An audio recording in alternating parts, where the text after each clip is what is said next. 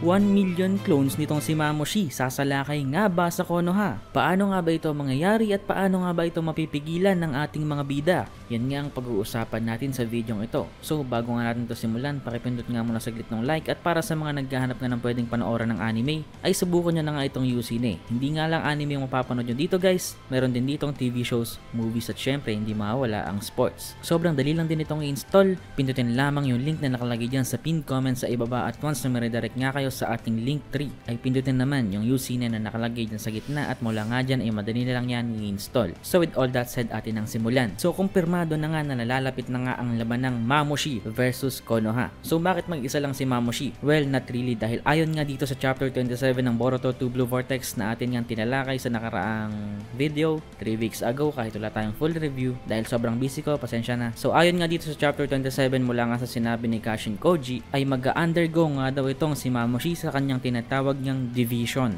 Itong ang division na isa nga daw sa mga ability nitong si Mamoshi na kung saan kaya nga raw i-clone nitong si Mamoshi yung kanyang sarili nang walang limit or at least almost no limit to how many he can become. At hindi nga daw sila tulad ng shadow clone dahil every single one nga daw ng mga clone na ito ay totoo at hindi talaga totally clone. So ibig sabihin pagdating nga sa chakra at physical strength ay same level lang kahit gaano sila kadami. Kung gaano kalakas yung original, ganun din kalakas yung ibang mga clone. Kahit hindi talaga sila clone, pero yun kasi guys yung pwede nating itawag. So basically, kaya nga niyang i-multiply yung kanyang sarili in full strength. Everyone has full strength of himself. Ganun nga guys yung explanation dito. At alam din dito na Shikamaru kung gaano ka bad news itong Mamoshi na ito, lalo na kung gusto pa niya o target pa niyang lusubin ng Konoha. Pero kahit ganun nga daw, sabi ni Kashin Koji, meron ngang masamang epekto kapag nagkakaroon o nagmumultiply itong si Mamoshi. Ito nga daw yung kahinaan na nagiging manhid nga daw itong senses nitong mga clone na ito kapag sila ay mas lalong dumadami. Ibig sabihin kapag sila nga ay nasaktan o namatay, parang hindi nila nararamdaman at yung mga galawan at behavior nga daw nila ay nagiging mas simple. So ibig sabihin nawawala nga yung utak ng original owner at nagiging literal na mga monster na lang sila na kung saan itong mga monster nga na ito ay madaling manipulahin, madaling kontrolin, madaling patayin using the right strategy. At para mapigilan nga daw ito,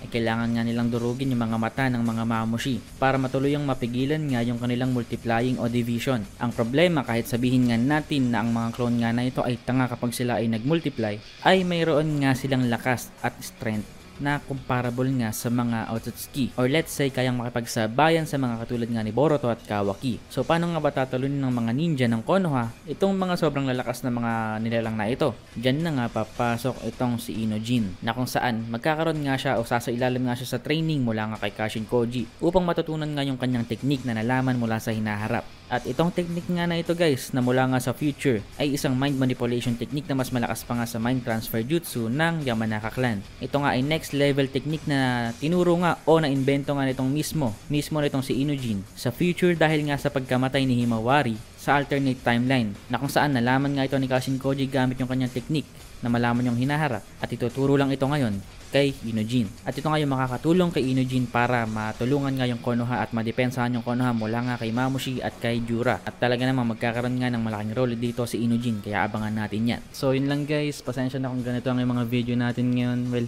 nagawa pa rin ako sa spoilers at try kong gumawa ng chapter review. Medyo busy lang talaga kasi may trabaho ko eh.